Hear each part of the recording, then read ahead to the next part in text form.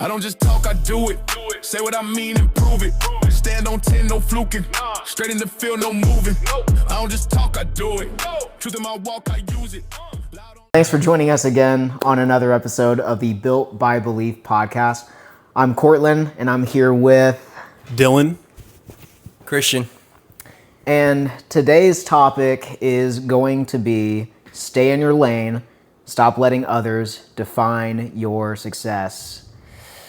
So, I don't know about you guys, but I know that I've gotten plenty of unsolicited advice for how I should do my life. I'm not even talking about like from a moral standpoint, but like let's just take something very simple like looking for a job or a career, right? And this is gonna branch over into other stuff. I'm just kind of warming up right now, but I've had a lot of people saying, "Oh, you know what you should do?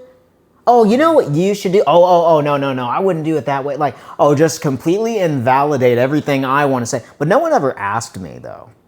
Mm-hmm. I had a lot of great people, like well-intentioned but poorly positioned people in my life. And the best they could give me is like, well, hey, you need to look for something that pays well and you love what you're doing. It's like, well, I mean, actually, you have that backwards. Like, I needed to look for what it was that I would be, I don't want to say passionate because that word gets thrown around very loosely. But I need to look for, hey, what does Cortland love doing and how can he make money at that? That was tough, dude, because when I got asked that question by one of my men group leaders, I really sat there and I'm like, I kind of want to punch you in the face because I don't have an answer. I always have an answer. That's actually how we started the podcast, or how I even like started that conversation. So, oh, hey, Christian, what do we like doing? He goes, well, we believe in success principles. Sharing mindset, yeah. Mm-hmm. Going to the gym, right? And we also share the same thing with Dylan, and we just so happen to be like mutual friends at that time. Worked out perfectly. Worked out in God's favor. He brought us all together for this podcast, and so here we are. Amen. Oh my gosh. And it's been so much fun every time. So, and I've done the, I'm going to shut up here in just a second because I want you guys to contribute, but I've done the chase a paycheck game, and every time I would feel more and more unfulfilled. Sure, the check feels great. I'm getting paid more in this new industry, but now it's starting to feel like the same thing. I feel like I'm going through the motions. At some point, it was actually when I was working at Whole Foods, but I had been there for 5 years, and it was almost like someone unplugged me. Like I was Neo in the Matrix, and it just felt like I'm the only one that sees what's going on here. Like something's off. And so that's when I was like, yeah, hey, God, I don't know what it is I'm looking for, but I need you to just take me to that opportunity or put me on that trajectory. Don't know what that looks like, but I need you to do this because I feel like I just do not know what I'm doing. Right. So I have more to say, but I want to hear from you guys. So whoever wants to go next. Yeah, I'll go and start us off on that.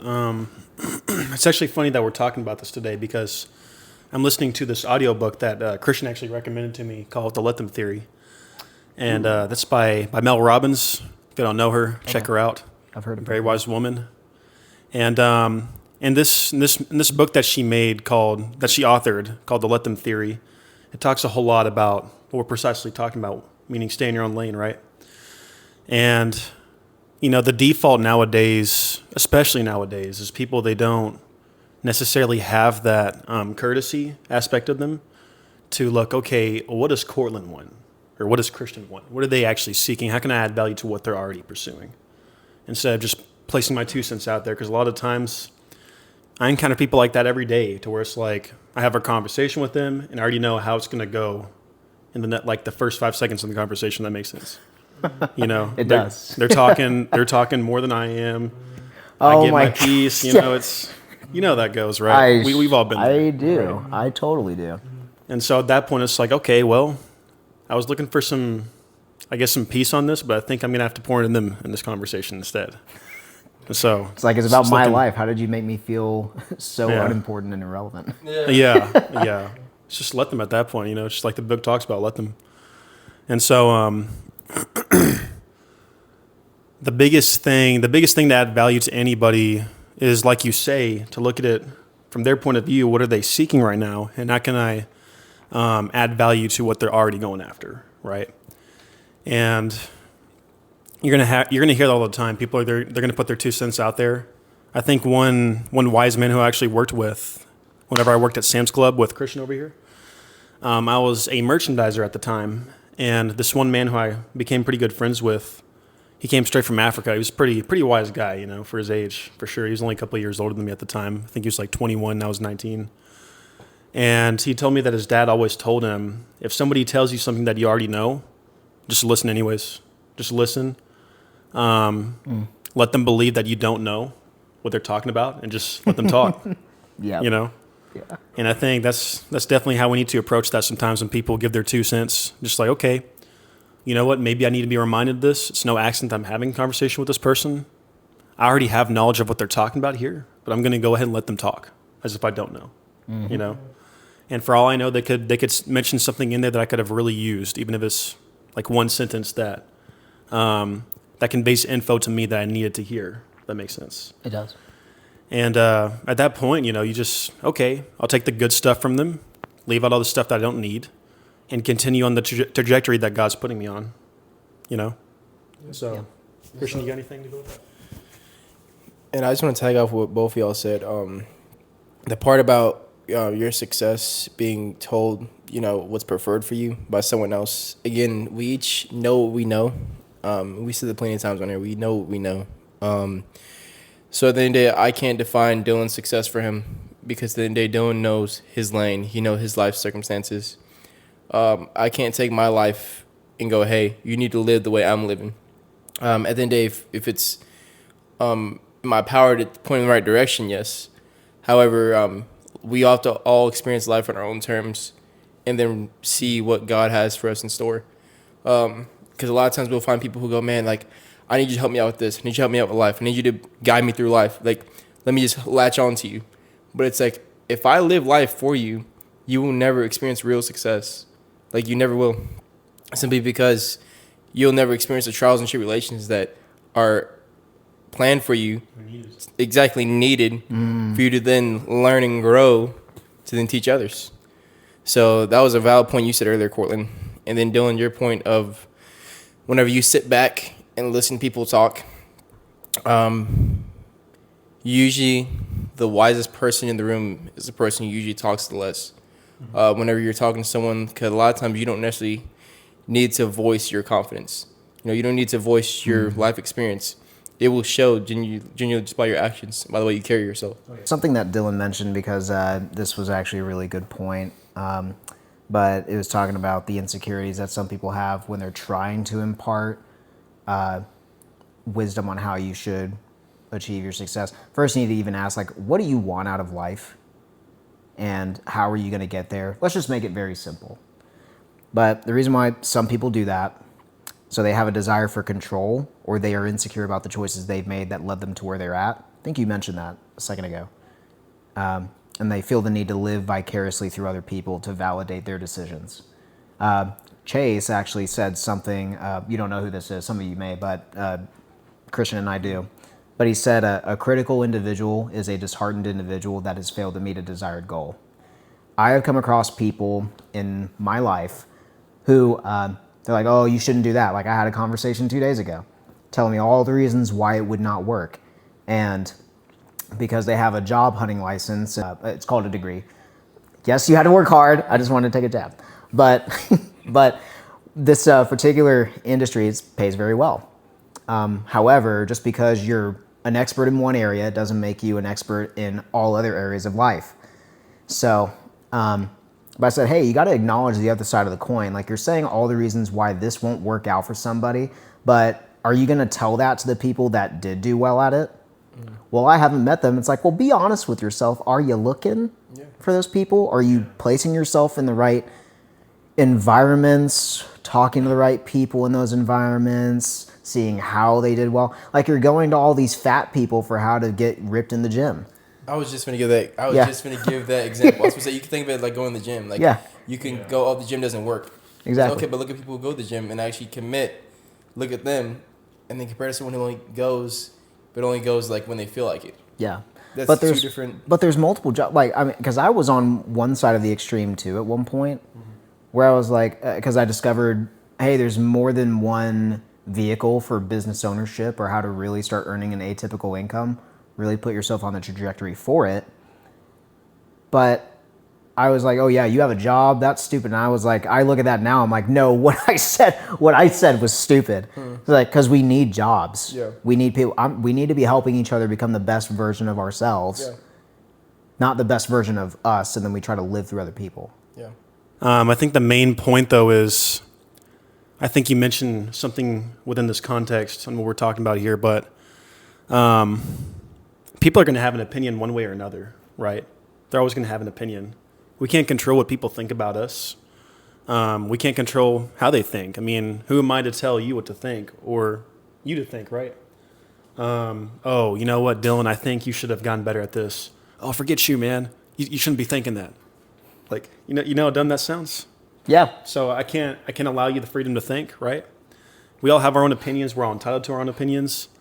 And when you really take a step back and observe it objectively, I mean, so many people live like this. I lived like this at one point too, to where it's like you let other people's opinions dictate the decisions you make moving forward.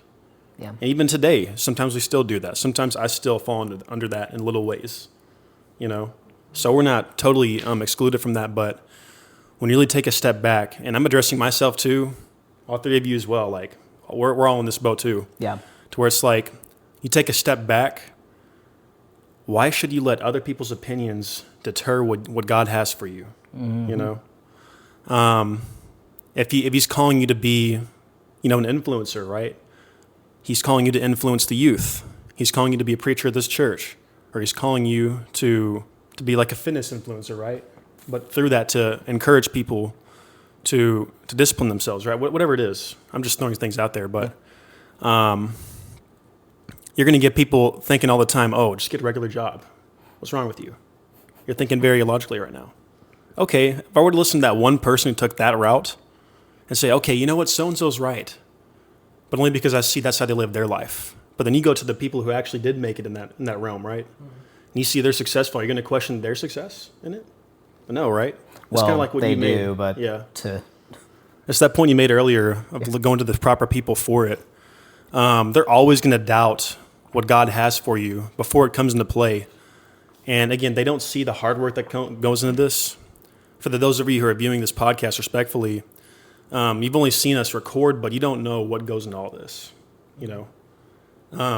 Even my own peers at times, people I'm close with, I would tell them all the time about the ministry work that I do for Flashlight Street Ministry or for the Ambassadors of Christ Bible Study that we have. And they would think to themselves, oh, well, you make time for them, but you can't make time for me. And I'm like, well, respectfully, you don't know what goes into that stuff. You don't. I'm sorry. You've only seen the highlights, the photos, the videos, but you don't know the hard, like blood and tears that actually goes into that kind of work. You know what I mean? To do that.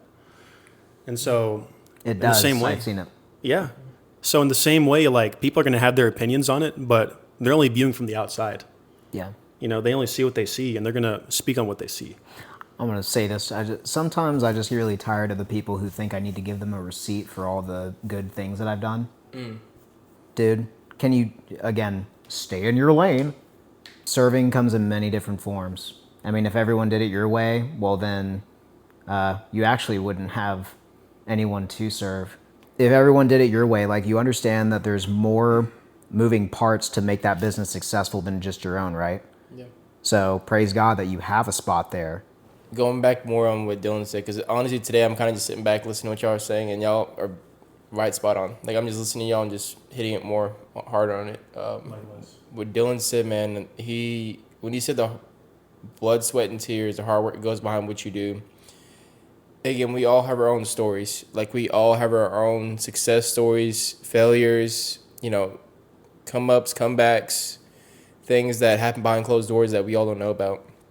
And most times you see highlight reels of people's lives. Even in the highs, like when people become successful, what they did and what they do, you don't see the, long nights of them doing those things like editing a video or, going out making people's lives better by having a conversation, just sitting there being quiet. Even though you have stuff going on in your life, you're quiet and you're sitting there letting someone else pour their life out into you, and you giving them correction, helping them out, and then you still going and dealing with your stuff. Mm-hmm. Or even, again, like helping other people out, like the job you're saying you're doing right now, driving around and, trying to make things happen. You being an entrepreneurial mindset, Cortland, which I value a lot, like you're looking for other opportunities for that business to do better. And again, like watch that business blow up and then think, oh, wow, like it was so easy to do. But it's like, no, like there's people behind closed doors who are doing the hard work for what we want to do, or the things that have been done. I'll always like give praise to like, those men and women who've, paved the path for greatness, because it's not easy. It's not easy. It's so easy for us just to settle for everyone else and let everyone else tell us where we should be in life. But it's up to us to charge forward, with God at the forefront, to make the life and create the life that we want and that we feel like we're called to be at. That's good. Before I close this out, I just kind of want to equip people here with questions that you can ask other people or even ask yourself. What do you love to do? Is this getting you closer to where you want to go, or is it taking you further away? Do you feel like you're just going through the motions in life? Do you feel like every day is just another day? Shout out to John C. Maxwell. If he ever sees this, it'd be really cool if he did. Awesome. Homie John. Yes. It'd be crazy. Oh, that changed the tone. So that's great. No, I love that. So he said, a career is something you retire from. A calling is something that you die in. That's good. Good. That's good stuff. Really meditate on that if you can. Thanks again, everybody, for joining us on another episode of the Built by Belief podcast. If you valued this or you know someone that would, be sure to like and share this video with someone. Also, subscribe so that way you can stay up to date on new episodes that we release. And with that, you guys have a blessed week going forward. Love you guys. Stay blessed.